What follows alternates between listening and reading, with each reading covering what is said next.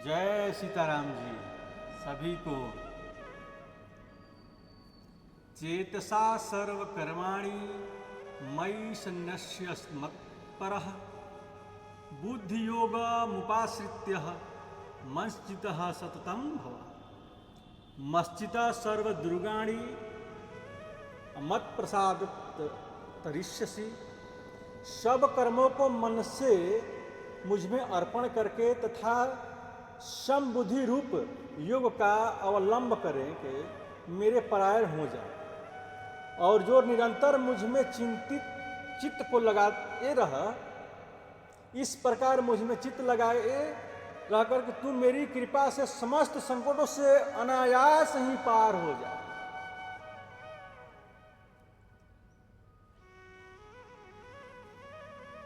चेतसा सर्वकर्माणि मयि सन्न्यस्य मत्परः। भगवान कहते हैं, यहाँ भगवान ने अपने सगुण साकार स्वरूप की भक्ति के लक्षणों का वर्णन करके अर्जुन को अपनी शरण में आने की आज्ञा देकर उनका महत्व बतलाया है। यद्यपि सगुण निराकारी शरण का भी फल परम शांति और शाश्वत पद की प्राप्ति है, किंतु उसे गुह्यतर ही कहा जाता है, गुह्यतम नहीं। भगवान कहते हैं, तमेव शरणं गच्छ सर्वभावेन भारत तत्प्रसादात् परां शान्तिम् अस्थानं प्राप्स्यसि शाश्वतम् इति ते ज्ञानमाख्यातं गुह्यात् गुह्यतरं मया। तू सब प्रकार से उस सर्वव्यापी परमेश्वर की शरण में चला जा। उस परमात्मा की कृपा से तू परम शांति को तथा सनातन परम धाम को प्राप्त होगा। इस प्रकार यह गुह्या से भी गुह्यतर ज्ञान मैंने तुझको कह दिया। भगवान ने गुह्यतम को तो अपना शरणागति की भक्ति की ही बतलाया। सर्वगुह्यातमाभूय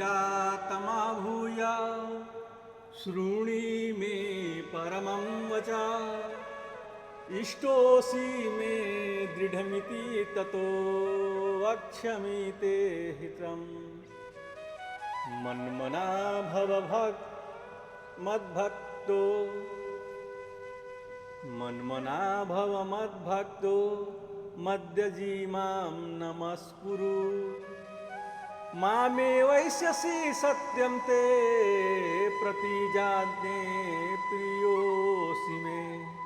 सर्वधर्मान् परित्यज्य मामेकं शरणं व्रज अहं त्वां सर्वपाप्योभ्यो मोक्षयास्मि मा शुचा। संपूर्ण गोपनीयों से अति गोपनीय मेरे परम रहस्ययुक्त वचनों को तू फिर भी सुन। तू मेरा अतिशय प्रिय है। हे अर्जुन, तुझसे प्रिय मेरा कोई नहीं है, अतिशय प्रिय तू है। इससे यह परम हितकर वचन मैं तुझसे कहूँगा। तू मुझ में मन लगा दे, मेरा भक्त बन जा, मेरा पूजन कर और मुझको प्रणाम कर। योग करने से तू मुझे ही प्राप्त होगा। यह मैं तुझसे सत्य प्रतिज्ञा करता हूँ, क्योंकि तू मेरा अत्यंत प्रिय संपूर्ण धर्मों को अर्थात संपूर्ण कर्तव्य कर्मों को मुझ में त्याग करने की यानी अर्पण करके तू केवल एक मुझ सर्वशक्तिमान सर्वधार परमेश्वर की ही शरण में आ जा। मैं तुझे संपूर्ण पापों से मुक्त कर दूंगा, तू शोक मत कर। इसे सर्वगुह्यतम कहने का अभिप्राय यह है कि 62वें और 63वें श्लोक में सर्वव्यापी निराकार परमात्मा को शरण जाने को गुह्यतम ही कहा है। किंतु यह स्वयं भगवान प्रकट होकर अपना परिचय देते हुए कहते हैं कि मैं ही साक्षात परमात्मा हूं, तू मेरी शरण में आ जा। इस प्रकार प्रकट होकर अपना परिचय देते हुए अर्जुन जैसे अपने अत्यंत प्रेमी भक्त के सामने ही संभव है, दूसरों से यह नहीं कहा जा सकता कि मैं ही साक्षात परमात्मा हूं, तुम मेरी शरण में आ जाओ। यहां 64वें श्लोक में तुम मेरे सर्वगुहिताम श्रेष्ठ वचन फिर भी सर्वेष्ठ वचन तुम सुन कहकर भगवान ने पहले ही 9वें अध्याय में अध्याय के 34वें श्लोक में कहे हुए वचनों की ओर संकेत किया है। वहां 32वें श्लोक में तो शरणागति का महात्मा है और 34वें श्लोक में तो उनका स्वरूप है, उसे ही गुह्यतम कहा। 9वें अध्याय पहले और दूसरे श्लोक में अनुसूयवे पद से अर्जुन को उसका परम अधिकार मानकर और गुह्यतम रहस्य की भूरी भूरी प्रशंसा करके गुह्यतम, राजगुह्या आदि शब्दों का प्रयोग करते हुए जिस शरणागति रूप भक्ति की बात कहने की प्रतिज्ञा की थी, उसी का उस वाले और दूसरे श्लोक में अनुसूयवे पद से अर्जुन का उसका नाम अधिकार की मानकर और गुह्यतम रहस्यों की भूरी भूरी प्रशंसा करके गुह्यतम, राजगुह्या आदि शब्दों का प्रयोग करके जिस शरणागति रूप भक्ति की बात करने की प्रतिज्ञा की थी, उसी का हम अध्याय में विस्तार पूर्वक वर्णन किया। और अंत में 34वें श्लोक में शरणागति का स्पष्ट उल्लेख करते हुए ही अध्ययन की समाप्ति की। भगवान कहते हैं मन्मना भव मद्भक्तो, मन्मना भव मन्भक्तो मद्याजी मां नमस्कुरु मामे वैश्यतिसि, मामे वैश्यसि युक्तैव मात्मानं मत्परायण। मुझ में मन लगा मेरी भक्त बनी। हे अर्जुन, मुझ में तुम मन लगा और मेरा भक्त बन, मेरा पूजन कर और मुझको प्रणाम कर। इस प्रकार मुझ में नियुक्त करके मेरी शरण में परायण हुआ, तो मुझको ही प्राप्त होगा। यह प्रश्न होता है, यहाँ बतलाए हुए शरणागति स्वरूप भक्ति के चारों साधनों में एक साधन के अनुष्ठान से ही भगवान की प्राप्ति हो जाती है, या चारों के? इसका उत्तर यह है कि एक के अनुष्ठान से ही भगवान की प्राप्ति हो जाती है, फिर चारों के अनुष्ठानों से हो जाए, इससे तो कहना ही क्या है। केवल मनमना भाव, भगवान में मन लगाने के साधना से ही भगवत प्राप्ति की कथन कही इसी अध्याय के 22वें श्लोक से समझना चाहिए। भगवान ने कहा अनन्याश्चिन्तयन्तो मां ये जना पर्युपासते तेषां नित्यभियुक्तानां योगक्षेमं वहाम्यहम्। जो अनन्य प्रेमी भक्तजन मुझ परमेश्वर को निरंतर चिंतन करते हुए निष्काम भाव से भजते हैं, उन नित्य निरंतर मेरी चिंतन कीर्तन करने वाले पुरुषों का योगक्षेम मैं स्वयं प्राप्त कर लेता। जहां अनाप्त की प्राप्ति का नाम योग और प्राप्ति की रक्षा का नाम क्षेम है, अतः भगवान की प्राप्ति के लिए जो साधन उन्हें प्राप्त है, सब प्रकार के विघ्न बाधाओं से बचाकर उनकी रक्षा करना और जिस साधन की कमी है उसकी पूर्ति करके स्वयं अपनी प्राप्ति करा देना ही उस प्रेमी भक्तों का योगक्षेम वहन करता है। भक्ति मार्ग में यह एक विशेषता है कि साधक भक्त के लिए हुए साधन की रक्षा और उनके साधन की कमी की पूर्ति भी भगवान कर देते हैं। यहाँ रक्षा करने का यह अभिप्राय है कि यदि कोई भक्त भगवान से कोई संसार की वस्तु मांगता है तो भगवान उसके मांगने पर भी यदि उससे उसका अहित समझते हैं तो वह वस्तु उसे नहीं देते हैं। भगवान के पास जाकर हम प्रार्थना करते हैं और मांगते हैं, लेकिन भगवान को ऐसा लगता है कि नहीं, ये भक्त जो मांग रहा है उसके लिए अहित है, वो उसके लिए कष्टकारी है, तो भगवान उसको, तो भगवान के पास यदि हम जाते हैं और भगवान से मांगते हैं संसारिक कोई अपनी सुख सुविधा के लिए, अपने वैभव के लिए, अपनी संपदा के लिए, तो भगवान हमको वहीं देते हैं जो हमारे लिए हितकर हो। भगवान भक्त को वहीं देते हैं कि जो भक्त के लिए हितकर है वहीं भगवान देते हैं। जो हितकर नहीं है वो भगवान कभी देते नहीं है।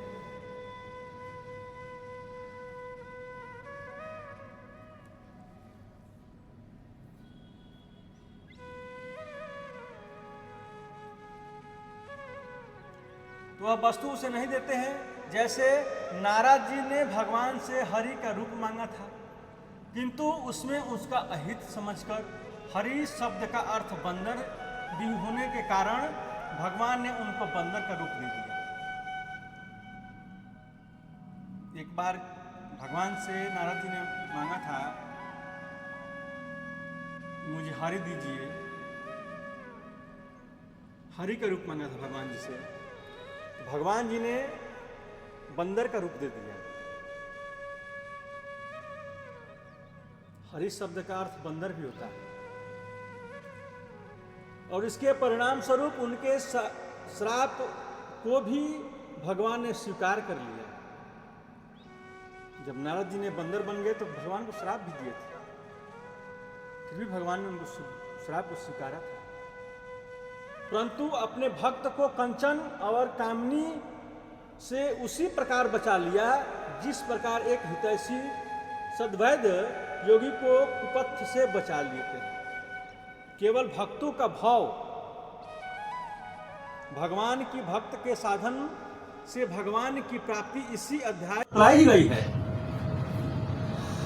केवल मद्दजी भव, भगवान की पूजा से भगवान की प्राप्ति की बात इसी अध्याय के 26वें श्लोक से समझनी चाहिए।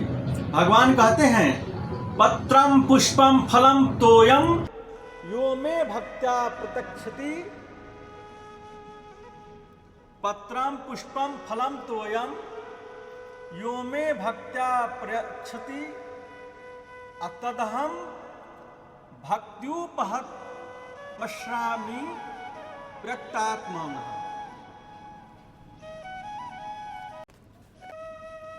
जो कोई भक्त मेरे लिए प्रेम से पत्र पुष्प फल जल आदि अर्पण करता है, शुद्ध बुद्धि निष्काम प्रेमी भक्त का प्रेम पूर्वक अर्पण किया हुआ यह पत्र पुष्पादि में सगुण रूप से प्रकट होकर शांति पूर्वक खाता हूं।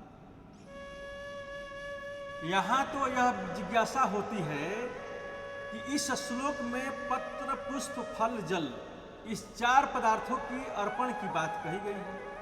अतः इन चारों प्रकरण से भगवान प्रकट होकर उनकी भेंट स्वीकार करते हैं,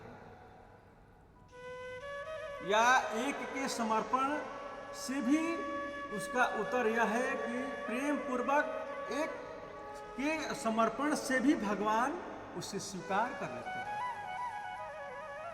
क्योंकि इससे क्रियाओं और पदार्थों की प्रधानता नहीं है, प्रेम की प्रधानता है। प्रेम होने से चारों में से एकों में अर्पण होने पर भी उससे भगवान स्वीकार कर लेते हैं। जैसे द्रौपदी के केवल पति अर्पण करने से, गजेंद्र के केवल पुष्प भेंट करने से, भिल्ली के केवल फल अर्पण करने से और राजा रणतीव देव के केवल जल अर्पण करने से भगवान प्रकट होकर उनके दिए हुए पदार्थ को ग्रहण किया था।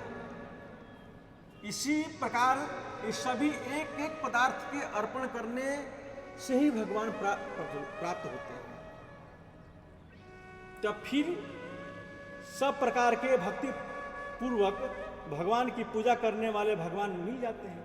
इसमें तो कहना ही क्या है। भगवान इतने सरल हैं, तुरंत मिल जाते हैं, लेकिन उसमें भक्ति होनी चाहिए, उसमें प्रेम होना चाहिए, उसमें भाव होना चाहिए। जब उस भाव नहीं रहेगा तो भक्ति भगवान स्वीकार करते नहीं करते। इसी प्रकार केवल नमस्कुरु, नमस्कार करने से भी भगवान की प्राप्ति हो जाती है। किंतु गीता में भगवान ने नमस्कार के साथ कीर्तन आदि भक्ति का अन्य अंगों का भी समावेश किया है। सततम कीर्तन्तो माम यतन्तश्च दृढ़व्रताः नमस्यन्तश्च मां भक्त्या नित्ययुक्ता उपासते। वे दृढ़ निश्चय वाले भक्तजन मेरे नाम और गुणों का कीर्तन करते हुए तथा मेरी प्राप्ति के लिए यत्न करते और मुझको बार बार प्रणाम करते हुए सदा मेरे ध्यान में युक्त होकर अनन्य प्रेम से मेरी उपासना करते हैं, वे मुझे प्राप्त होते हैं। महाभारत के शांति पर्व में तो केवल नमस्कार मात्र से ही संसार में उद्धार होना बतलाया गया है।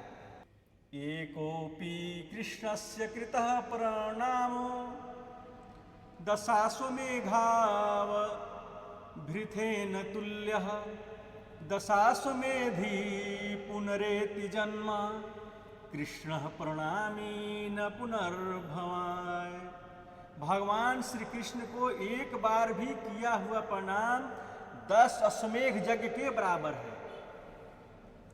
अंत में किए जाने वाले अवभृत स्नान के समान होता है।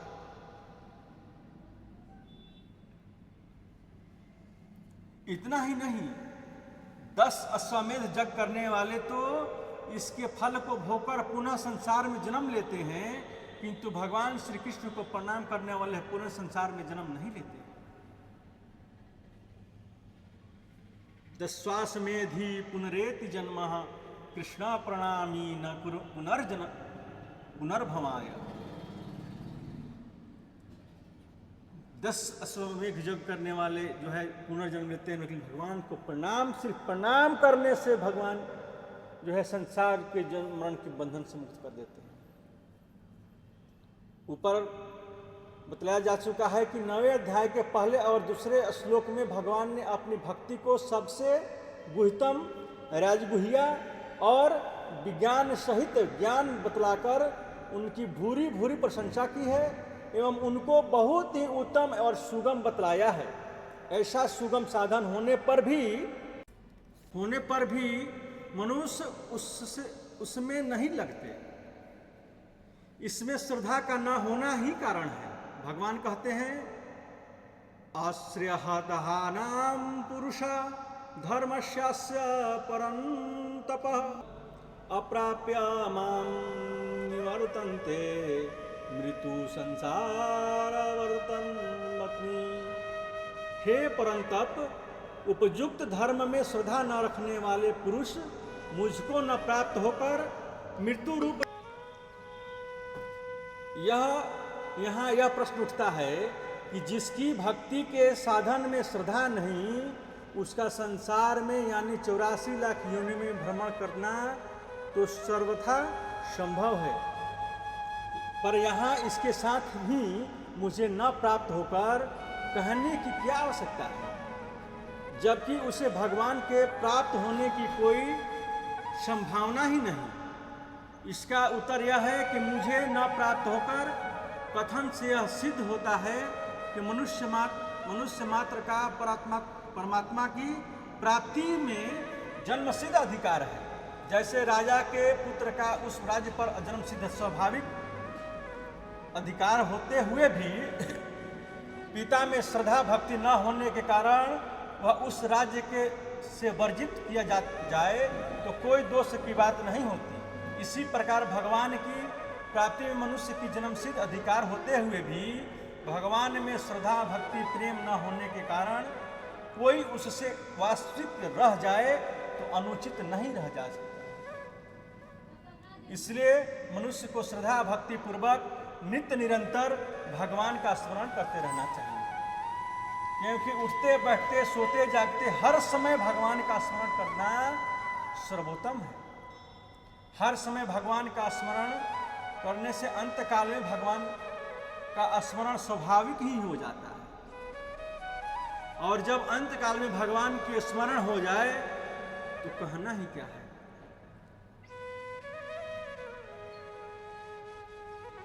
जय श्री सीताराम। इस चैनल को देख रहे हैं तो लाइक, सब्सक्राइब, शेयर और कमेंट जरूर करें।